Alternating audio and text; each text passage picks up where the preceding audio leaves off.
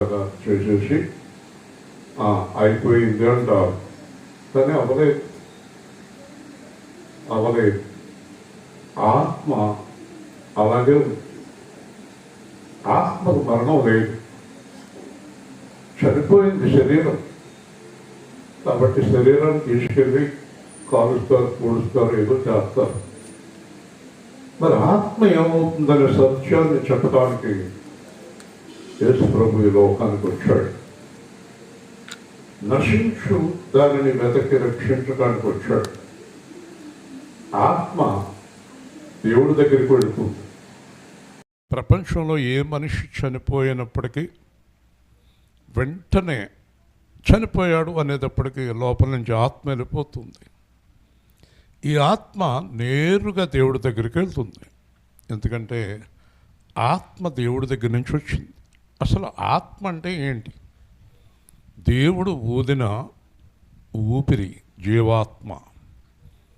మనం ఈ ఆత్మ వలన జీవించుచున్నాం. మనం జీవించడానికి కారణం ఆత్మ. మరి ఈ ఆత్మ మనం చనిపోయిన వెంటనే ఆత్మ దేవుడి దగ్గరికి వెళ్ళిపోతుంది. తర్వాత శరీరాన్ని రకరకాలుగా చేస్తారు, ఏదో స్నానాలు చేయిస్తారు, ఏదేదో చేస్తారు. ఇవన్నీ ఆచారాలు అనుకోండి.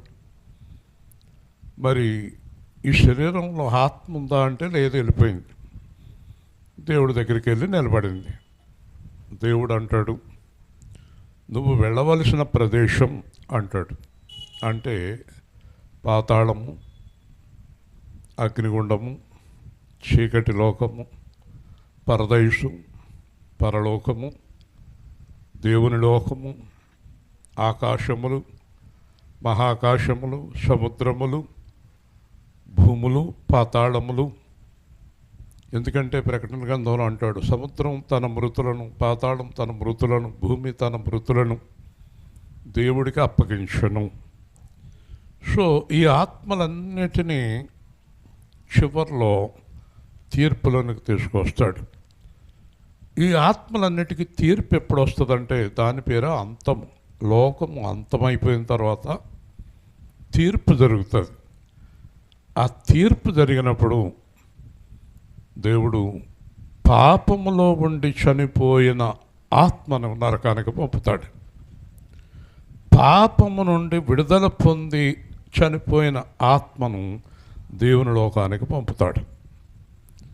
అందుచేత యేసు ప్రభు ఈ లోకానికి వచ్చిన ప్రధానమైన కారణం ఏంటంటే ఏ ఆత్మ కూడా నరకానికి వెళ్ళకూడదన్న ఒకే ఒక ఉద్దేశంతో దేవుడు యేసుని పంపాడు.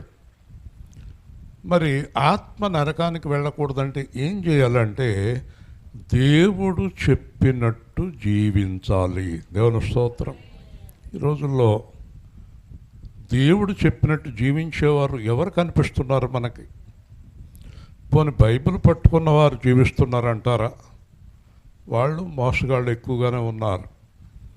చర్చిల్లో దేవుడు చెప్పినట్టు జీవించేవారు ఉన్నారా? దేవాలయాల్లో, మసీదుల్లో అనేక రకాలున్న మతాలు ఉన్న ఈ దేశంలో దేవుడు చెప్పినట్టు జీవించే మనుషులు ఉన్నారా? లేరు అనే చెప్పాలి. మరి అలాంటి వారు ఎంతమంది ఉన్నారు? చాలా తక్కువ మంది ఉన్నారు. దేవుడు చెప్పినట్టు జీవించి తనువు చాలించిన వారు. ఒక చోట రాయబడి ఉంది, చనిపోయిన ఆత్మ వెంట వారు చేసిన చెడు కార్యములు, వాడు చేసిన మంచి కార్యములు వారి వెంట పోవుచున్నవి. చెడు కార్యాలు ఏం చేస్తాయంటే దేవుడికి మానవ ఆత్మకి మధ్యలో నిలబడతాయి. ఇతడు ఎన్ని చేశాడో తెలుసా? ఈవిడ ఎంతమంది కుటుంబాలను నాశనం చేసిందో తెలుసా? ఈ అమ్మాయి ఎన్ని పాపాలు చేసిందో తెలుసా? ఇతడు ఎంతమందిని బాధ పెట్టాడో తెలుసా అని ఆ మధ్యలో ఉన్న సాక్ష్యం చెప్తుంది దేవుడికి మన గురించి. కాబట్టి ఈ సాక్ష్యం ఎక్కడి నుంచి వస్తుంది? దేవుడు మాట వినని వారి గురించి సాక్ష్యం, దేవుడు మాట వినేవారి గురించి సాక్ష్యం దేవుడి దగ్గర ఉంటుంది. ఎలా ఉంటుంది? గ్రంథాలు ఉంటాయి. దేవుని దగ్గర 2 గ్రంథాలు ఉంటాయి, జీవ గ్రంథము మరి ఒక గ్రంథము. జీవ గ్రంథంలో పేర్లున్నవారు ఎవరంటే పాపము నుండి విడుదల పొందినవారు. దేవుని స్తోత్రం. వాళ్ళకి ఏ శిక్షా విధి ఉండదు. మరి వేరొక గ్రంథంలో ఎవరి పేర్లున్నాయి? పాపములో ఉండి చనిపోయిన వారు. మరి పాపములో ఉండి వీరు చనిపోవటానికి గల కారణం ఏంటి? ఒకే కారణం, దేవుని మాట వినకపోవటమే కారణం. దేవుని స్తోత్రం. ఏం వినలేదు చెప్పండి. ఇప్పుడు నేను 20 సంవత్సరాల నుంచి చెప్తున్నాను సువార్త. కొన్ని వందల స్థలాల్లో మన సువార్త ప్రకటించాం. రాత్రి పెనుమంటలో చెప్పాము, ఈరోజు వేల్పూర్లో చెప్తున్నాం, ఇంకోసారి ఇంకెక్కడికో చెప్తాం. అలాగే మీరైతే కంటిన్యూగా వింటున్నారు దేవుడి మాటలు. మొట్టమొదట అనుసరించవలసింది, దేవుని మాటలను అనుసరించవలసింది, మొట్టమొదట అనుసరించవలసిన వాడు పాస్టర్ గారు. తర్వాత వాయిద్యాలోళ్ళు, మైకులు పెట్టేవాళ్ళు, పాటలు పాడేవాళ్ళు, సంఘం. మరి మీలోనే దేవుడి మాటలు అనుసరించిన వారు ఉంటే ఇంకా బయట వారు ఎలా వింటారు? ఒకసారి ఆలోచించండి. కాబట్టి మొట్టమొదట పాస్టర్ గారు ఆ మాట అనుసరించేవారు అయి ఉండాలి. పాస్టర్ గారు కూడా ఉన్నవారు ఈ మాటలు అనుసరించేవారు అయి ఉండాలి. మిమ్మల్ని మీరే పరీక్షించుకోండి. ఒకవేళ అలా అనుసరించకుండా నేనైనా మీరైనా ఎవరైనా చనిపోతే బైబిల్ చెప్తుంది వారు తీర్పులోనికి వస్తారు. దేవుని స్తోత్రం. జీవగ్రంథంలో పేర్లు కొట్టేస్తాడు. జీవగ్రంథంలో పేర్లు ఉండవండి. కాబట్టి దేవుని మాటలు వినేవారు దేవుని రాజ్యానికి వెళతారు. మీ హృదయములను కలవరపడనీయకండి. చాలామంది హృదయాలు గందరగోళంగా ఉంటాయి, కలవరంగా ఉంటాయి. కానీ ఒక విషయం తెలుసా మీకు? మీరు ఎంత కలవరంగా ఉన్నా పరిస్థితులు మీరు మార్చలేరు. ఉదాహరణకి ఒక 5 రోజుల నుంచి విపరీతమైన వడగాల్పు, ఎండ 40 డిగ్రీలు. మనం ఎంత కలవరపడ్డా, ఎంత ఇసురుకున్నా, ఎంత తుడుచుకున్నా ఏమీ చేయలేం. దేవుని స్తోత్రం. ఎవరు అనుకుంటే చల్లబడుతుంది? మేఘాలని ఆదేశిస్తాడు, గాలిని ఆదేశిస్తాడు, ఆయన ఇష్టం అది. అలాగే ఒక మనిషి గురించి మీరు కలవరపడతారు. భర్త, భార్య, పిల్లలు.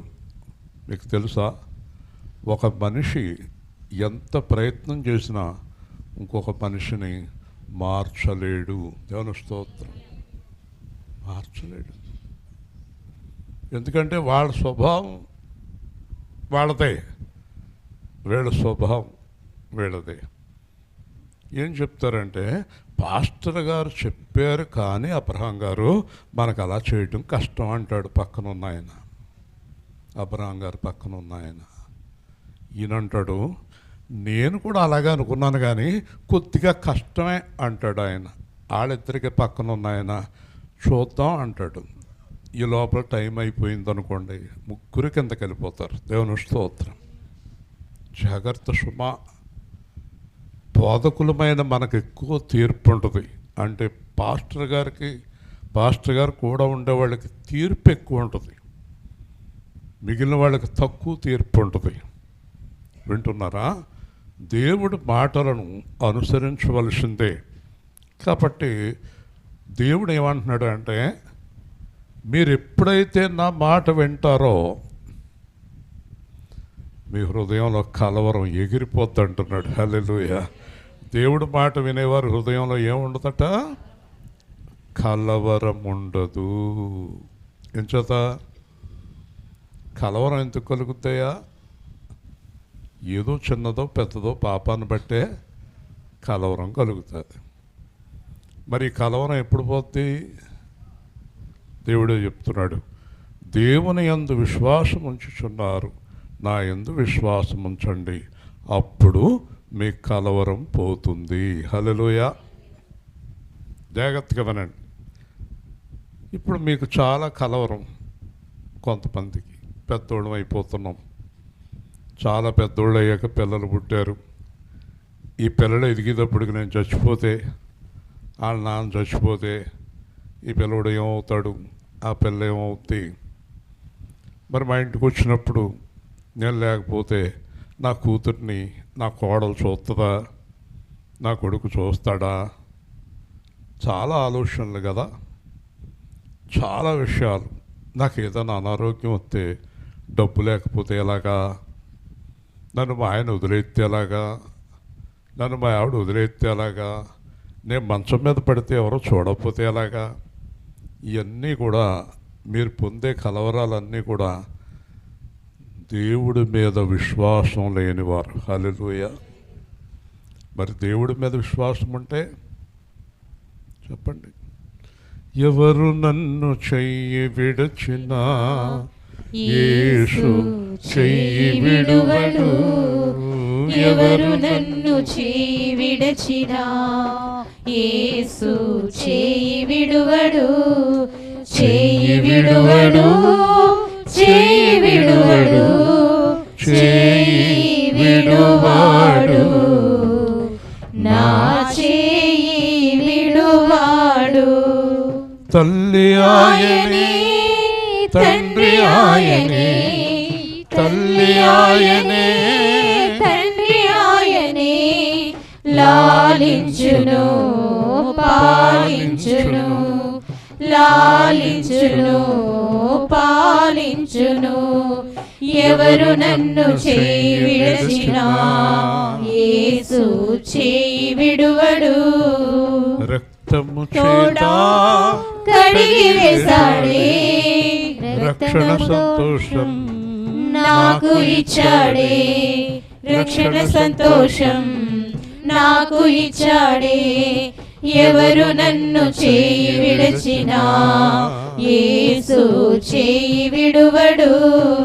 వేదన శ్రమలు ఉన్నప్పుడెల్లా వేడుకొందునే కాపాడునే, వేడుకొందునే కాపాడునే.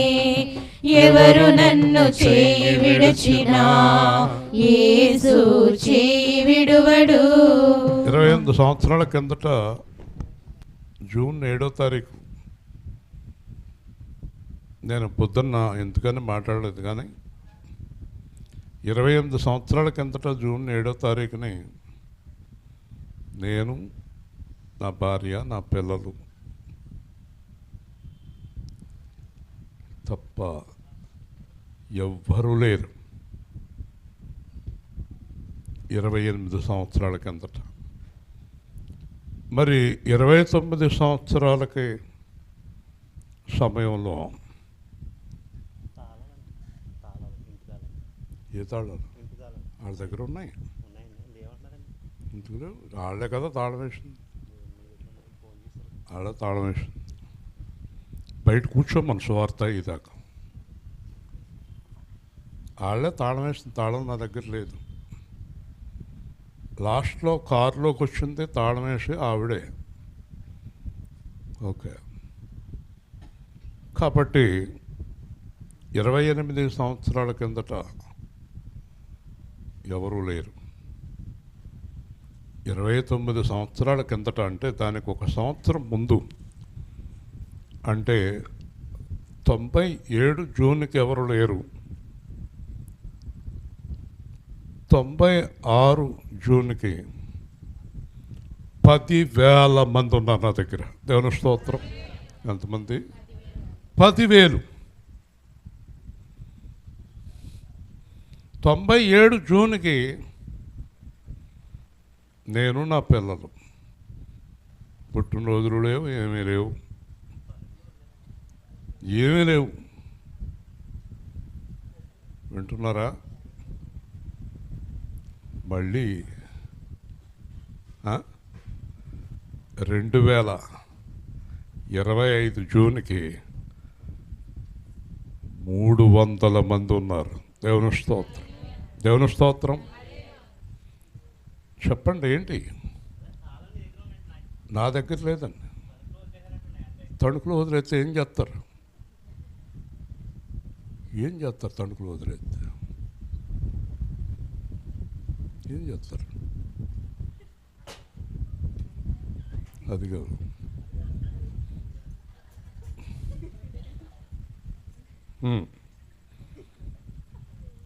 కాబట్టి దేవుడు ఎంత గొప్పవాడో, దేవుడితో ఆటలాడుకోకూడదు. ఎవరైనా సరే దేవుడు ఊరుకోడండి, బయట కూర్చోబెడతాడు. దేవుని స్తోత్రం, హల్లెలూయా. అయితే నేను చెప్పదలుచుకున్నది ఏంటంటే, 10,000 మంది నాతో ఉన్నప్పుడు యేసు నాతో ఉన్నాడు. 4 నాతో ఉన్నప్పుడు యేసు నాతో ఉన్నాడు. 99 జూన్లో ఒక్కడనే ఉన్నాను, అప్పుడు యేసు నాతో ఉన్నాడు. 300 మంది ఉన్నప్పుడు యేసు నాతో ఉన్నాడు. ఎంతమంది వచ్చారో, ఎంతమంది పోయారు, పెళ్ళం అవనే, పిల్లలు అవనే, సంఘం అవనే. వీళ్ళందరూ అనుకుంటారు పాస్టర్ గారు మమ్మల్ని ఏదో అంటున్నారు. ఎవరిని లెక్క చేయను నేను. ఇంకో రకంగా చెప్పాలంటే ఎవరినే నమ్మను.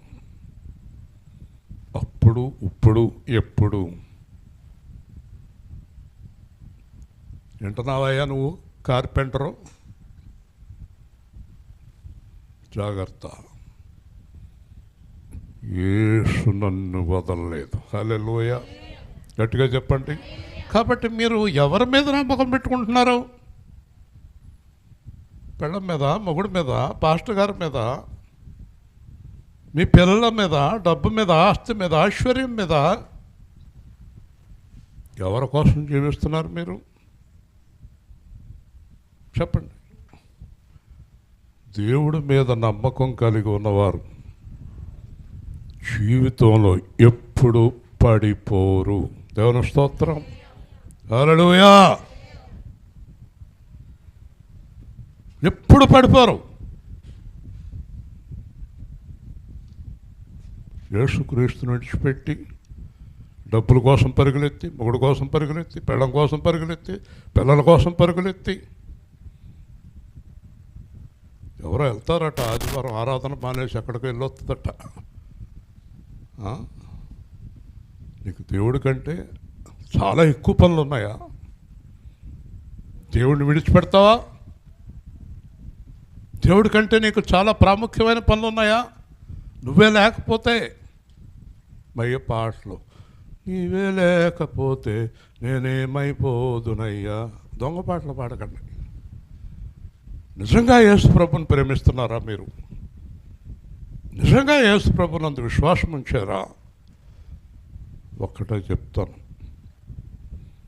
నీ ఆత్మను పరలోకానికి తీసుకెళ్ళి కూర్చోబెట్టే వరకు నిన్ను విడువడు యేసయ్య ఒక్కడు. హల్లెలూయా, హల్లెలూయా. చనిపోయిన వెంటనే అందరూ వదిలేస్తారు, మూసేసి అక్కడ పడేసిపోతారు. సమాధి మీద మట్టి పెట్టలేసి వచ్చేస్తారు, అయిపోయింది. బాగా ముఖ్యమైన వాళ్ళు అయితే వారం రోజులు ఎడుతారు, పర్వాలేదు అనుకుంటే ఓ రోజు ఎడుతారు, తర్వాత మర్చిపోతారు. ఎంతోమందిని మర్చిపోయాం, అందరినీ మర్చిపోతారు. అందుకే నేను సేవకుడు అవటానికి కారణం,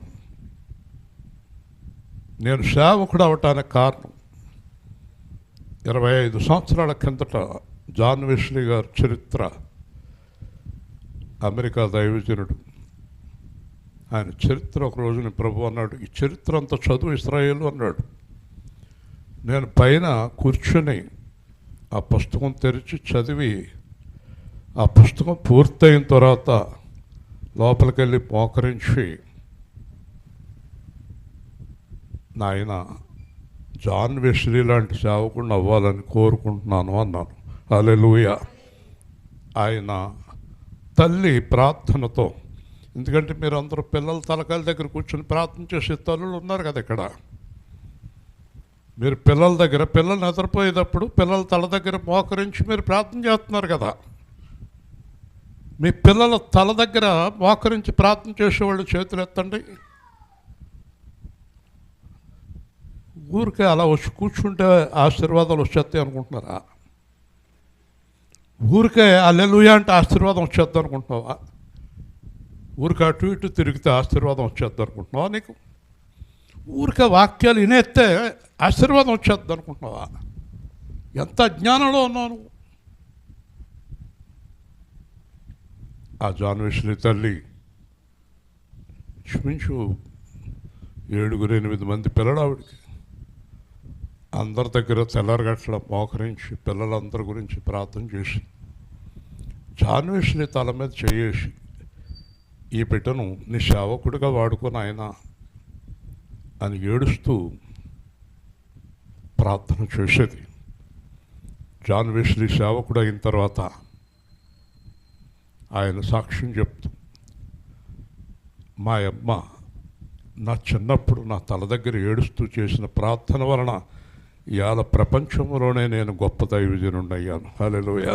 ఊరికే బుద్ధులెట్టేసుకోవటం, ఒళ్ళో కూర్చోబెట్టుకోవడం, గట్టిగా నొక్కేస్తాం ఊపిరాడకుండా కూతుర్ని కొడుకుని, గట్టిగా తినిపించేస్తాం. తిన్నాను బాబోయ్ అన్నా సరే నోట్లో కుక్కేస్తాం మాసం మొక్కలు. పనికి మాలినట్టు పెంచుతాం పిల్లల్ని. ప్రార్థన లేదు, పిల్లల పట్ల ప్రార్థన లేదు. ఒక్కళ్ళు ప్రార్థన చేయించుకునే వాళ్ళు లేరు. పెళ్ళిళ్ళు అయిపోయారు, వాళ్ళకి అసలు ప్రార్థన ఉందా? ఏమి నేర్చుకున్నారు ఇక్కడ వాళ్ళు? ఊరికే ఏదో ప్రార్థన, వాక్యం లేదు, పరిశుద్ధత లేదు, యథార్థత లేదు, క్రమశిక్షణ లేదు. ఊరికేది కార్యాలు చేసేస్తాడు అనుకుంటున్నారా దేవుడు? మీ పిల్లల దగ్గర మోకరింతలేదని మీరు అందరూ ఒప్పుకున్నారు. మీ పిల్లలు ఎలాగ యోగ్యులవుతారు? మీ పిల్లలు ఎలాగ యోగ్యులవుతారు? వింటున్నారా? జాన్ వెస్లీ యేసు ప్రభు అన్నాడు, వెస్లీ చక్కని పరిచర్య చేసావు, చాలా సంఘాలు కట్టావు, ఈరోజు సాయంత్రం నిన్ను తీసుకుంటున్నాను పరలోకానికి 5 గంటలకి. టైమింగ్ కూడా ఇచ్చేసాడు. మొత్తం సంఘాలని, కాపర్లని, కుటుంబాన్ని అందరినీ కేకేశాడు. మంచం మీద విశ్రాంతిగా పడుకున్నాడు. ఆయన చరిత్రలో ఈరోజు నేను 5 గంటలకి ప్రభు దగ్గరికి వెళ్తున్నాను. అందరూ చుట్టూ నుంచున్నారు. దాంట్లో ప్రత్యేకంగా పిల్లల్ని దగ్గరికి కాకేలేదు, అందరినీ దగ్గరికి రమ్మన్నాడు. నెమ్మదిగా చెప్పాడు, ఏ రోజైతే యేసు ప్రభు నన్ను పిలిచాడో నా దగ్గరికి వచ్చి నా తల్లి ప్రార్థన ద్వారా నా దగ్గర కూర్చొని సేవ చేయి కుమారుడా అన్నాడు, ఆ రోజు నుంచి నా జీవితకాలం అంతా నాతో ఉన్నాడు. ఇప్పుడు కూడా నా పక్కన ఉన్నాడు, నన్ను తీసుకెళ్ళటానికి వచ్చాడు. ఇదే మీకు నేను ఇచ్చే చివరి సందేశం అని నిద్రపోయాడు. దేవుని స్తోత్రం. మరి కార్లు, ఆస్తులు, బిల్డింగులు, మరి చాలా చర్చులు ఉన్నాయి, డబ్బులు ఉన్నాయి. మరి ఎవరికి ఆ విషయాలు ఏమైనా మాట్లాడా? మనం ఏం చెప్తాం? అమ్మ కష్టపడి 2,80,000 దాచాను, నేను చచ్చిపోయాక బ్యాంకుకి వెళ్ళి తీసుకోవే అని చచ్చిపోద్ది. దీని 2,80,000 ఇదే గోల. పోజేశాను, జీవితకాలం అంతా కలిపి పోజేశాను, దేవుణ్ణి కూడా విడిచిపెట్టి పోజేశాను. ఆదివారం కూడా పనిలోకి వెళ్ళి పోజేశాను. పాస్టర్ గారు తిట్టినా కూడా నేను సువార్తలు మానేశాను, ఆరాధన మానేశాను, డబ్బులు పోజేశాను. ఎందుకండి ఈ బతుకు దరిద్ర బతుకు? అబద్ధాలు ఆడుతూ మోసం చేస్తూ బ్రతికే దరిద్ర బ్రతుకు అవసరం అంటారా? ఆ రోజు జాన్ వెస్లీ చరిత్ర చదివి కళ్ళంట నీళ్లు కార్చి, ప్రభువా నీ చిత్తమైతే ఆయనలో కోటో వంతు సేవకుడిగా నన్ను అంగీకరించు అన్నాను. హల్లెలూయా. కాబట్టి యేసు ప్రభు అంటున్నాడు, మీరు డబ్బు మీద, మనుషుల మీద, చుట్టాల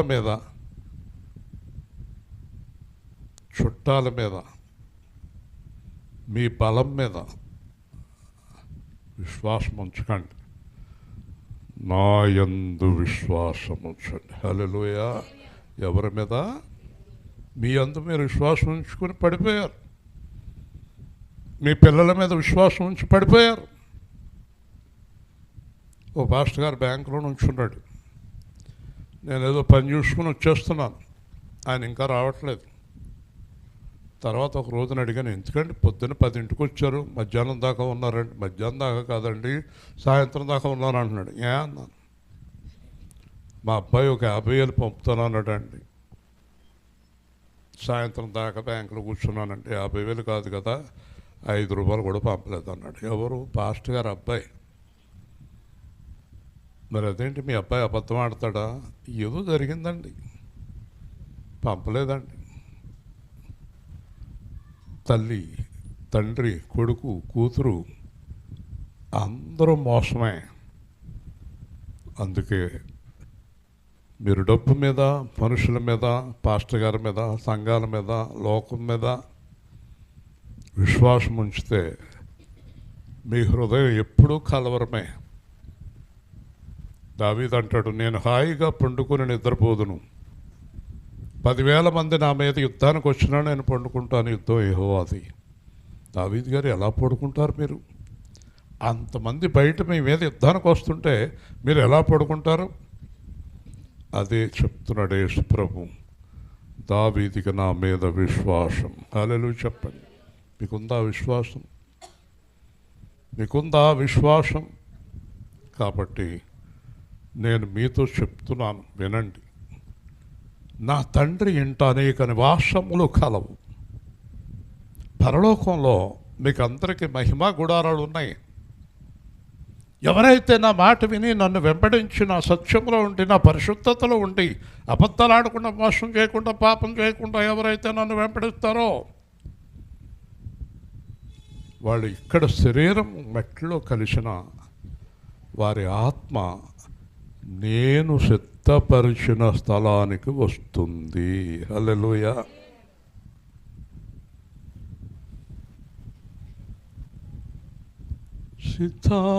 సిద్ధపరచిన స్థలమున నేనున్న చోట మీరుండా, సిద్ధపరచిన స్థలమున నేనున్న చోట మీరుండా, జయించు వారిని కొని పోవా ప్రభు యేసు వచ్చును. ఎవరేసునితో నడుతురు ప్రత్యేకమౌదురు, మేల్కొనియున్న వారిని ప్రభు క్రీస్తు కొని పోవును. జయించు వారిని కొని పోవా ప్రభు యేసు వచ్చును. యేసునితో నడుతురు ప్రత్యేకమౌదురు, మేల్కొనియున్న వారిని ప్రభు క్రీస్తు కొని పోవును. అందరికీ ఒకటే చెప్తాను, దేవుడు యేసుక్రీస్తుని లోకానికి పంపింది మన ఆత్మలు నరకానికి వెళ్ళకుండా. మీరేమో యేసు ప్రభుని వెంబడించకుండా మనుషుల్ని, పాస్టర్ని, సంఘాలని, ఆచారాలని, లోకాన్ని, చుట్టాలని. ఒక ఆవిడ అంటది, అదేంటమ్మా వాళ్ళు అలా మాట్లాడుతున్నారంటే మరి ఏం చేయమండి, తప్పదు కదండి. ఎవరికి తప్పదు? నీకా నాకా? ఎవరికి తప్పదు? తప్పదంటావేంటి? మురికి బ్రతుకులోనికి వెళ్తానికి సిద్ధపడుతున్నావు నువ్వు. మురికిలోనికి, పరిశుద్ధతలో నుంచి మురికిలోనికి. మరి తప్పదు కదండి. ఏం మాటలు ఇవి? కాబట్టి నేను సిద్ధపరిచిన స్థలమునకు నేను వచ్చి మిమ్మల్ని తీసుకొని వెళతాను. హల్లెలూయా. అంటే నేను మళ్ళీ వస్తాను. ఎవరి కోసం విశ్వాసరావు చెప్పి ఎవరి కోసం వస్తాడు ఆయన? గట్టిగా చెప్పు. ఏంటంటాడు? జయించేవారు. దేన్ని? లోకాన్ని, పాపాన్ని, మోసాన్ని, వేషాన్ని, కపటాన్ని, ధనాన్ని. నిజమైన యేసుక్రీస్తు సంఘంలో దొంగలు ఉండలేరు, పారిపోవాల్సిందే. ఆయన మాట, ప్రతి మాట తగులుతూనే ఉంటుంది మనకి. ఇప్పుడు మనం యేసు ప్రభువుని నమ్ముకున్నది ఇక్కడ ఉండటానిక, అక్కడికి వెళ్తానిక? ఎక్కడికి? ఆయన సిద్ధపరిచిన స్థలానికి. అక్కడ ఎన్నాళ్ళు ఉంటాం మనం? యుగములు. దేవుని స్తోత్రం. యుగములు దేవుడు ఉన్నంతకాలం ఉంటాం. అందుకే అందరూ కూడా యేసు ప్రభు కోసం ప్రాణాలు ఇచ్చారు. ఆయన అంటున్నాడు, మరి నేను వెళ్ళుచున్న స్థలానికి మార్గం మీకు తెలుసు అన్నాడు. అందుకు తోమా, మాకెలా తెలుసు ప్రభువా? ఆ మార్గం మాకెలా తెలుసు ప్రభువా అంటే దేవుడు అంటున్నాడు, నేనే మార్గము, సత్యము, జీవము. హల్లెలూయా. గట్టిగా చెప్పండి.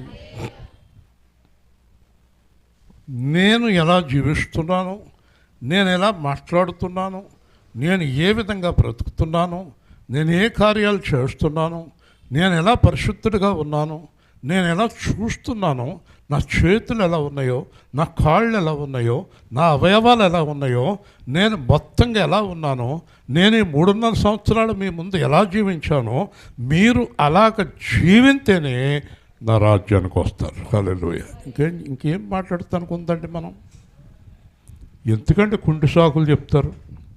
మరండి మా అక్క కుదరదంటే, మీ అక్క కుదరదంటే అక్క కూడా వెళ్ళిపో. నీ మొగుడు కుదరదంటే మొగుడు కూడా పో. పాస్టర్ కుదరదంటే పాస్టర్ కూడా పో. శరీర సంబంధమైన ఆచారాలు ముఖ్యమా నీకు? శరీర సంబంధమైన మార్గాలు ముఖ్యమా నీకు? చెప్తున్నాను, యేసు ఎలా నడిచాడో శిష్యులతో చెప్తున్నాడు. నేను ఎలా నడిచాను, నేను ఎలా మాట్లాడాను, నేను ఎలా చూశాను, నేను ఎక్కడ పడుకున్నాను, నేను ఏం తిన్నాను, నేను ఎలా జీవించాను. 42 నెలలు 1260 రోజులు మీరు చూశారు. దేవుని స్తోత్రం. 4 రోజులు చూస్తే సరిపోదా? ఎన్ని రోజులు చూశారు? 1260 రోజులు దేవుడు ఎలా జీవించాడో చూశారు. ఇంకా తెలియదండి దేవుడి గురించి? 1260 రోజులు చూస్తే తెలీదా? 2 రోజులు 3వ రోజు చెప్పేస్తుంది, అమ్మో మోసం చేసేసాడే. పెళ్ళైన తర్వాత 3వ రోజు కల్లా దుకాణం మొత్తం తెలిసిపోతుంది. మొగుడేంటో పేడమేంటి ఇద్దరికి మొత్తం అర్థమైపోతుంది. విడాకులకి అప్లికేషను. బతుకంతా 3 రోజుల్లో ముగిసిపోతుంది. మర్చిపోయాను అంటుంది. చేసేదేమో లేదు. ఇంకా గుడ్డిదానిలాగా వెళ్ళావు, గుడ్డోళ్ళకి వెళ్ళావు, పడ్డావు, అయిపోయింది, బతుకుపోయింది. కానీ ఇప్పటికైనా మొగుడు మోసం చేశాడు, పెళ్ళం మోసం చేసింది, పిల్లలు మోసం చేశారు, పిల్లడు కొడతానికి వస్తున్నాడు తల్లిని. ఎంత ధైర్యం వీడికి తల్లిని కొడతానికి పిల్లవాడికి? అసలు ఎవరేళ్ళు? దేవుడి పిల్లల ఏళ్ళు. అయ్యో మోసపోయానని ఎడుతావా? అందుకే ఈరోజు సువార్త ప్రకటిస్తున్నాను. ఎవరి మార్గంలో వెళ్ళినా, ఎవరి సత్యంలో వెళ్ళినా, ఎవరి జీవంలో వెళ్ళినా మోసపోయినట్టే. యేసే మార్గము, సత్యము, జీవం. హల్లెలూయా. నేను ఒకటే చెప్తాను, యేసు ప్రభువుని నమ్ముకున్నవారు యేసు ప్రభువులాగా జీవించలేకపోతే విడిచిపెట్టి వెళ్ళిపోవాలి. నాటకాలు ఆడకూడదు, నటించకూడదు. దేవుడితో చెప్పాలి, అయ్యా ప్రభువా, నేను 20 ఏళ్ళు అయింది, 30 ఏళ్ళు అయింది, 10 ఏళ్ళు అయింది రక్షణ పొంది, నేను నీలాగా జీవించలేకపోతున్నా, నీకు దండం, నేను వెళ్ళిపోతాను. వెళ్ళిపో. కానీ మోసం చేయకు. మోసం చేయకు, పాపం చేయకు. పాపం అంటే ఏంటో తెలుసా? ఏంటంటే అబ్రహాం గారి పాపం చెప్పిన మాట చేయకపోవటమే, ఆజ్ఞాతిక్రమణమే పాపం. మరి ఎలా వెళ్దాం అనుకుంటున్నారు దేవుడి దగ్గరికి? ఆత్మ ఎలాగెళ్తుంది అనుకుంటున్నారు దేవుడి దగ్గరికి? కాబట్టి నేనే మార్గము, సత్యము, జీవము. చివరిగా అంటాడు, నా ద్వారా తప్ప ఎవరును తండ్రి యొద్దకు రారు. హల్లెలూయా! వింటున్నారా? నా ద్వారా అంటే అర్థం తెలుసా? నేను జీవించినట్టు జీవించకుండా మీరు దేవుడి దగ్గరికి రారు. వినాలి, ముగింతున్నాను. నేను జీవించినట్టు జీవించకుండా మీరు దేవుడి దగ్గరికి రాలేరు, రారు, ఎప్పటికీ రాలేరు, ఎప్పటికీ రారు. కాబట్టి మనం దేవుడి కొరకు, దేవుడిలో, దేవునితో, దేవుని ఆత్మతో నేను మీకు ఖచ్చితంగా చెప్తున్నాను, ఈ రోజున ఇన్సిస్ట్ చేస్తున్నాను, ఆజ్ఞాపిస్తున్నాను. నేనైనా మీరైనా ఆ మహానుభావుడైన యేసుక్రీస్తుని నమ్ముకున్నది నిజమైతే, నువ్వు నమ్మింది నిజమైతే, ఇక్కడ యేసుప్రభుని నమ్ముకున్న వారు కుడి చేయొద్దండి. యేసుప్రభుని నమ్మిన వారు ఈ రోజు నుంచి ఆవిడ కూడా నమ్ముకుంటుంది. యేసుప్రభు అంటే ఇప్పటి వరకు పూర్తిగా తెలియదు ఆవిడకి, తెలిసింది. ఎవరైనా సత్యము, మార్గము, జీవము అంటే నరకానికి వెళ్ళిపోయే మనిషి ఆయనలోకి వస్తే, ఆయన సత్యంలో, ఆయన మార్గంలో నడిస్తే ఎప్పుడూ జీవించే జీవాన్ని ఇస్తాడు. హల్లెలూయా! అంటే నరకం తప్పిపోయింది, పాతాళం తప్పిపోయింది, చీకటి తప్పిపోయింది. మరి యేసు ప్రభువుని ఎక్కడ అనుసరించాలి? ఇక్కడే, ఈ శరీరంలో ఆత్మ ఉండగానే పాపానికి దూరంగా పారిపోవాలి. అందుకే పౌలు అన్నాడు, నేను యేసుక్రీస్తుని పోలి నడుచుకునే ప్రకారం మీరు నన్ను పోలి నడవాలి. హల్లెలూయా! వేరే ఆజ్ఞమే లేదు. మనమందరం యేసుక్రీస్తులాగా నడిచి సువార్త ప్రకటించగలిగితే, మీ కుటుంబాలన్నీ యేసుక్రీస్తులాగా జీవిస్తూ అనేక మంది మధ్యన మీరు జీవించగలిగితే, ఎందుకంటే కుమ్ములాట్లు, కొట్లాట్లు, కేకలు, పప్పులు, ఇల్లు పడిపోయేలాగా పిచ్చ పిచ్చ కేకలు వేసుకుంటే ఎవరు ప్రభు దగ్గరికి రారు, ప్రభు దగ్గరికి రారు. మీ జీవితమే ఉదాహరణ కావాలి. అందుకే మోసం చేసిన వారిని సంఘానికి రావద్దన్నాడు దేవుడు. మళ్ళీ ఇంకోటి చెప్పాడు, మోసం చేసి పశ్చాత్తాపం చెంది నా జీవితంలో ఈ తప్పు చేయను అనేవారినే అనుమతిస్తాడు సంఘంలోకి. దేవుని స్తోత్రం. అదే హృదయాన్ని కంటిన్యూ చేసేవారిని దేవుడు అనుమతించడు. కాబట్టి యథార్థమును, సత్యమును, పరిశుద్ధమైన యేసుక్రీస్తు ద్వారానే నిత్య జీవం, నరకం నుంచి తప్పించబడతాం. వేరే మార్గం ఏమీ లేదు. దేవుడి దగ్గరికి మార్గము నేనే. అంటే నేనే అంటే అర్థం, నాలాగా జీవింతేనే మీరు అక్కడికి వస్తారు. మరి ఇంతవరకు మేము అలా జీవించలేదు ప్రభు అంటే, ఈరోజు నుంచి జీవిస్తామని నిర్ణయం తీసుకోండి. అలాగే రక్షణ లేని వారు పాపంలోనే ఉన్నారు కనుక వారు అలా జీవించాలని కోరుకుంటే, రక్షణ పొంది కొత్త జన్మను పొంది కొత్త జీవితాన్ని ప్రారంభించాలి. ఇప్పటికే మనం కొత్త జీవితాన్ని ప్రారంభించి ఉండాలి రక్షణ పొందిన రోజు నుంచే. కానీ మన దౌర్భాగ్యం ఈ రోజు వరకు ఎలా జీవించాలని మాట్లాడుకోవడంతో సరిపోతుంది కదా. స్కూల్లో, కాలేజీలో పిల్లలు జాయిన్ అవుతారు కదా. ఈ అమ్మాయి కాలేజీకి వెళ్ళింది అనుకోండి, లెక్చరర్ గారు ఈ అమ్మాయిని కాకేసి, అమ్మ దీంట్లో కొన్ని ప్రశ్నలు నాకు అర్థం అవుతలేదు అన్నాడు అనుకో, ఇంకా ఆవిడ లెక్చరర్ దగ్గర ఏమి నేర్చుకుంటుంది? అయ్యి బాబు ఇలాంటి మాస్టర్ దగ్గర పట్టాను ఏంటో అనుకుంటుంది. అలాగే మీరు ఇంకా యేసు ప్రభు గురించి తెలుసుకోకపోతే ఇంకెప్పుడు పక్కన ఉన్న వాళ్ళకి, ఇంట్లో వాళ్ళకి, బయట వాళ్ళకి యేసు ప్రభు గురించి ఎప్పుడు చెప్తారు మీరు? ఇంకా సమయము లేదు త్వరపడుము నావా సాగిపోతున్నది, నావా సాగిపోతున్నది, ఇప్పుడు నీవు విడచినా మరలెన్నటికీ దొరకదు.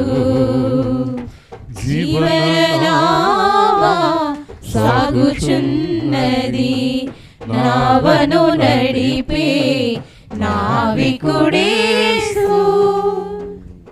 ప్రేమగల తండ్రి, జీవాధిపతి అయిన ప్రభువా, ఈ రాత్రి కాలమందు మీరు మాతో అందరితో మాట్లాడిన మాటను బట్టి స్తోత్రాలు.